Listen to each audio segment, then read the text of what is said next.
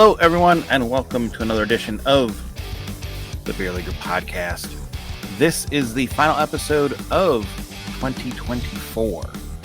So, I'm going to kind of make this similar to like a shorts episode, cover a lot of different things, but I do also have a topic that I will get to. So, first things first, I want to thank everybody for all the downloads and everything, and all the likes, comments, subscriptions, all that stuff I ask people for at the end of episodes. I want to thank everyone for all that. Please keep it up. Keep sharing the podcast. Keep sharing your favorite episodes to people. I really do appreciate it. It's been really fun to see all the different cities and even different countries and different continents where people are downloading and checking out this podcast. That's been a super, super cool thing to see. So, again, really appreciate that. I will also say that coming up in the next couple of weeks at thebeerleaguer.com, that's, I always reiterate it, that's the hub of everything, podcast, YouTube, Instagram, everything at thebeerleaguer.com. I will be slowly portioning out some more video reviews of things. I have gotten some different kind of like under clothing and stuff like that I'm going to review and talk about and share what I've thought, pros and cons. If you've seen some of my other stuff, like recently I had up the War Road shirt that I was wearing, stuff I liked and didn't like about it. And it's reviews not just of right when I get it, it's I wear it for a couple of games. This is stuff I've worn for most of my season so far. So that is about a dozen games total of playing with it. So pretty good amount of time wearing it, and you know how it's holding up, what I like, what I don't like, everything about it like that, if I think it's worth the money for this stuff. So have a couple of review videos coming out in the next couple of weeks on the YouTube, and you can go always, like I said, get them at thebeerleaguer.com as well. Another thing I wanted to mention is one of the podcasts that I really like listening to that is hockey related. And it doesn't really sound like it's beer league related because it's kind of not, but it kind of is a podcast called Our Kids Play Hockey. Strangely enough, it's people talking about their kids playing hockey. A lot of the stuff is focused on youth hockey and youth hockey organizations and things like that. But there is still a lot of episodes that are relevant to beer leaguers. So I definitely recommend checking them out. It's called Our Kids Play Hockey. And, you know, just, again, not every single episode is going to be relatable to beer league, but a lot of them are. The episodes are generally shorter format, and then they do like once a week a longer format episode. Definitely recommend checking them out. But they, not so long ago, did one on burnout and had someone on talking about hockey burnout with kids, which is very relevant to a beer leaguer podcast that was recently done about dealing with beer league burnout. So that is something that is, I think, a good listen to, because it's someone that is a much more of an expert than just me talking about it. And it's a shorter episode, really good listen. I'll put a link to that in the show notes, show description, whatever you want to call it. Another cool thing that I've come across that I think is a very good watch, especially since a lot of people probably have, vacation time right now because it is New Year's. If you're getting this episode when it comes out, it's something that's on Reddit. As you know, I do love the Hockey Players subreddit, and this is a movie that's on there. A movie, kind of a documentary from the National Film Board of Canada from 1984. And the way the guy describes it in the title for this is he goes, I think I stumbled on the Picasso of beer league documentaries. And it really kind of is. It's just under an hour long, and it is a documentary following this beer league team, call it Old Timers team, for like a year, kind of the end of one season into the beginning and middle of the next season, with some away tournaments that they do and stuff. And it's from 1984. So, you know, it's from quite a while ago, but it is hilarious. The things that are different, including some of the old gear. All these guys have great vintage gear, obviously, but also how much of this stuff is still exactly the same as it is now. A lot of the stuff in the locker room and, post game and everything like that is pretty much exactly the same. But it's a very cool watch. Like I said, it's about an hour long. Totally worth it, though. Recommend checking it out. And again, the link to that will be in the show notes, description, whatever you want to call it, to go check that out. Okay, now, kind of the big topic I was going to cover this episode is winding down after games. If your league is like mine, which it sounds like a lot of leagues are, you're playing a lot of games that are after, 9:30, 10 o'clock at night, which means you're getting home at earliest around midnight, probably. Maybe you're super lucky you have early games and you live really close to rinks. Hey, good for you. Real happy for you. Maybe you are one of these people that has games that start after like 11 or 11:30 at night. Listen, I'm really sorry. That sucks. You're not getting out of the rink until after like 1 a.m. or something, probably. That's terrible. I don't know how you would get better with any kind of post-game anything and get into bed at a decent hour. But for me, in my situation, most of the games that I'm playing are after 9:30, but the latest ones are usually like 10:15. So 10:15 game means the game is probably ending around 11:30 or so. And if I get out of the locker room pretty much as fast as I can, I'm out of there in 15 to 20 minutes. And then usually for me, it is about a 30-ish minute drive home at least. So that means getting home around midnight. And that's going as quick as possible and getting out of there, which obviously does not usually happen. That's very rare that anything like that would happen with it. So what do I do? I've been trying to do, especially this last season, because now I'm playing on two different teams, so this is happening usually twice a week, is figure out how I can, fall asleep at a decent hour. It's not just getting home and getting to bed at a decent hour, it's actually falling asleep. Because there are times I get home at a decent hour and I'm just lying in bed for 2, 3, 4, 5 hours even trying to fall asleep.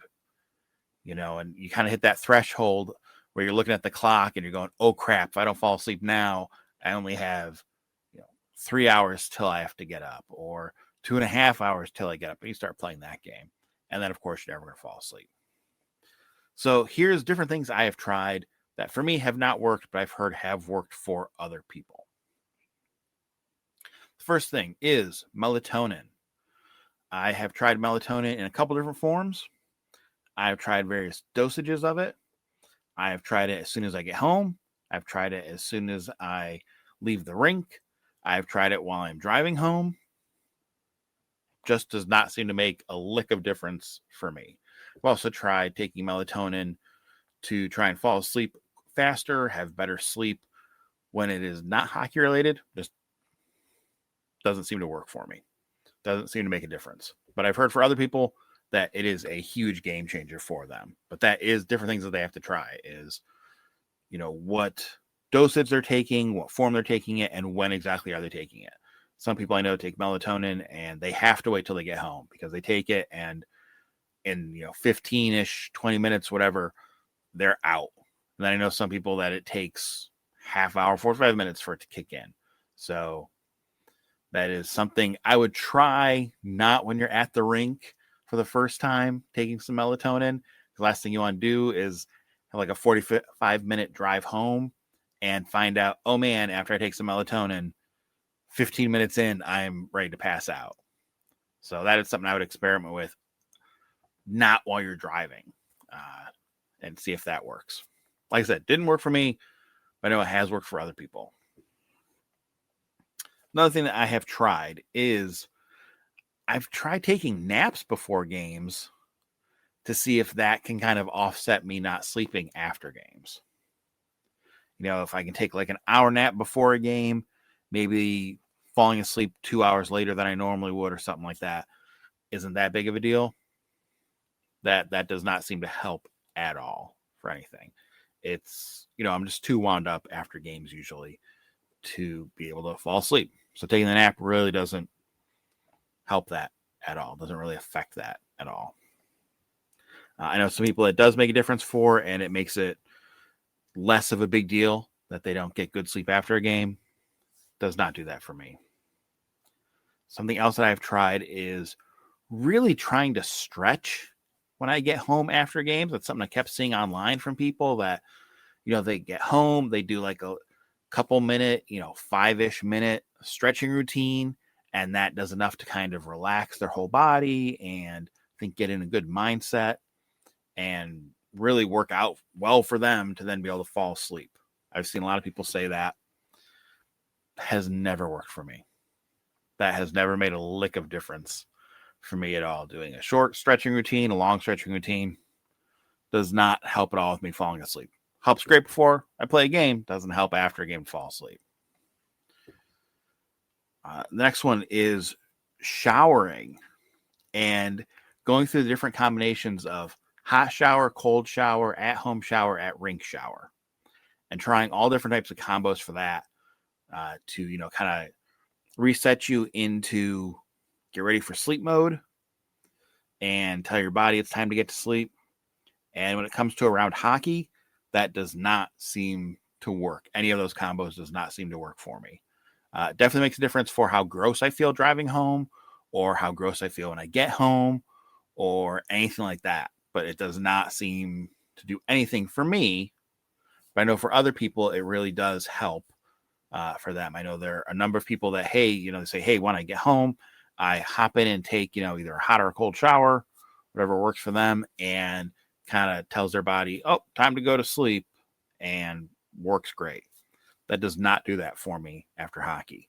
Non-hockey time totally works. Hockey time does not work. I will also throw in the caveat on these things is I'm not including hanging out after games or going out for post game to a bar or restaurant, anything like that, because obviously if you're doing that, it's probably going to wreck your sleep because you're going to stay out pretty late. So there's not really a good way to say how to fix that besides don't do that, because I feel like that's just kind of a known thing. If you're going to go hang out and be, at a bar until 2 a.m., you're probably not going to get great sleep. Sorry, just not going to work. So I'm kind of ignoring that aspect of this. Something else similar to showers that I've tried is I have one of those at-home saunas, and it's one of those just not fancy ones, just one of those ones you kind of sit in and zip up around you. Not even like the nice ones that have the big fancy door. I say fancy as if these are fancy ones. They're just the zip up ones that like you sit in, has a door that you close up. This is one of those super cheap ones that has the little steam generator thing that plugs into this fabric case that you basically sit and zip yourself up in and your head sticks out of. And super relaxing. Totally recommend those for if you have any kind of muscle aches or pains related to playing hockey. Great for that. I feel great after using that, and great, a couple times a week. Love it. But does not work for relaxing me enough post game to fall asleep.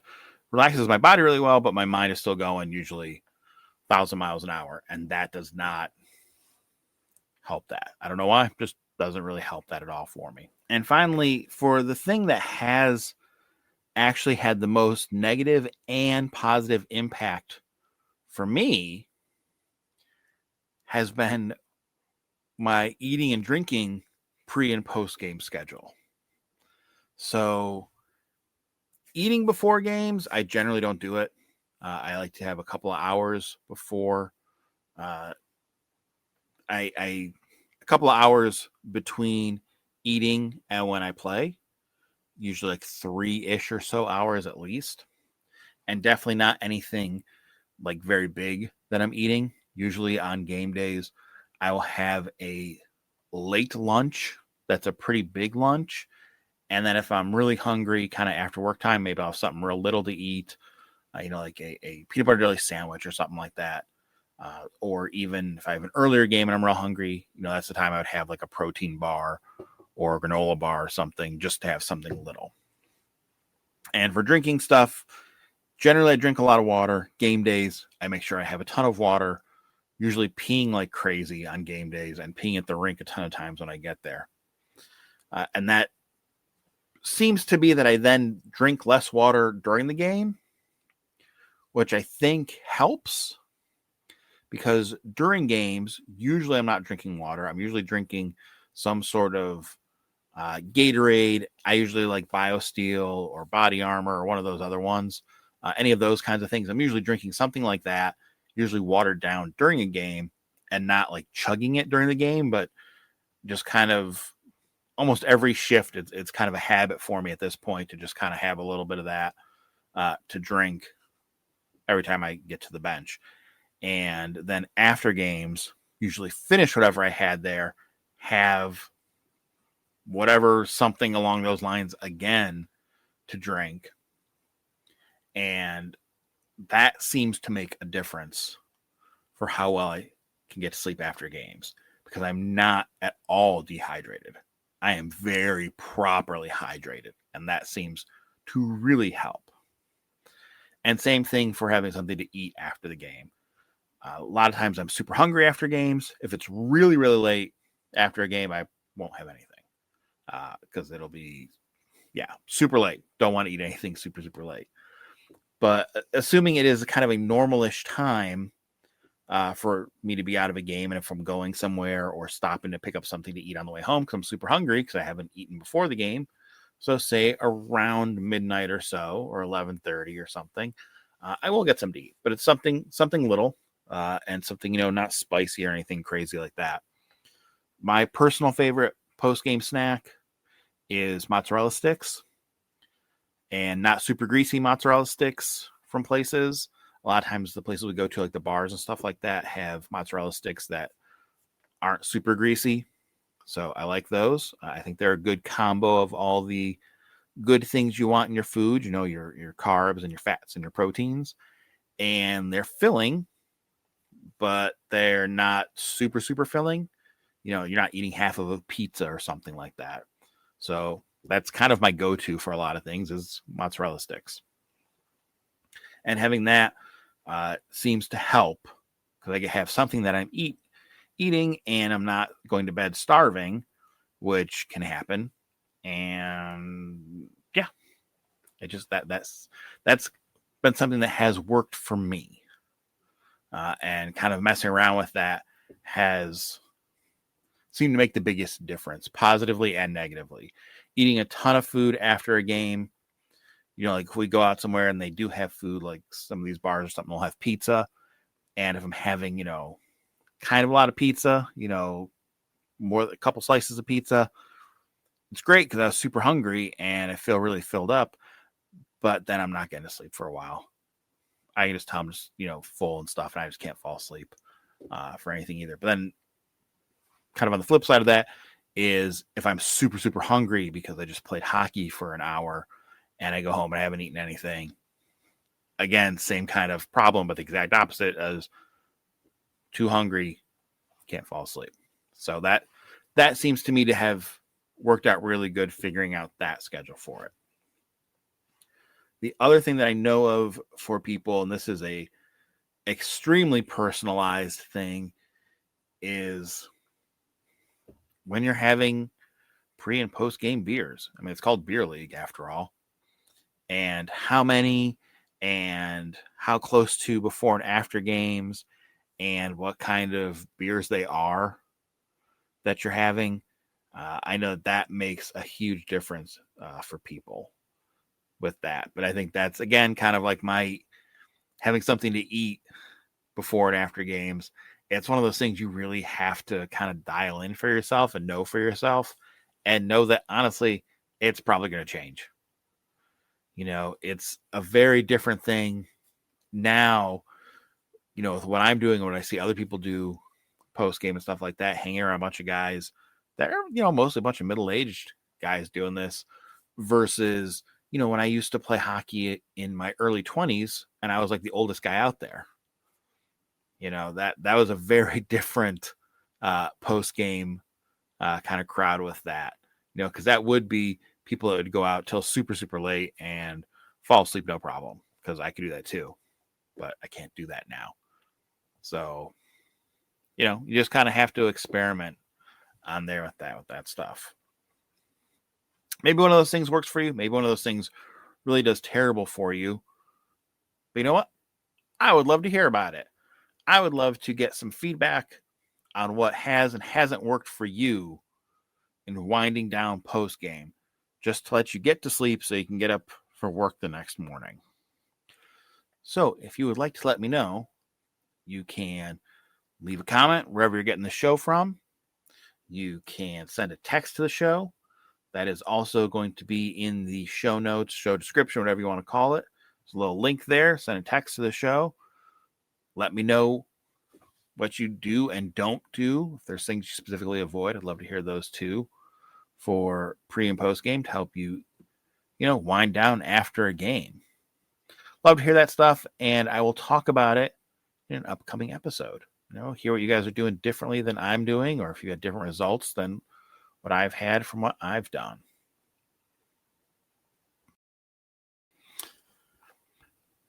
Well, and that puts a wrap on Final Beer Leaguer podcast episode of 2024.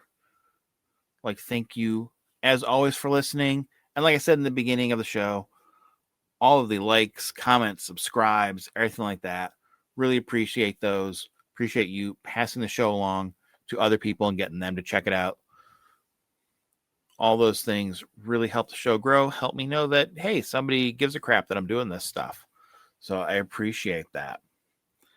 Again, as I said in the beginning, info on everything I've talked about, all the show notes, all the different ways to get a hold of the show and everything like that, thebeerleaguer.com. That's the best place to go, best place to find everything to do with the show. Thanks a lot, everybody. Happy New Year. Catch you in the next one.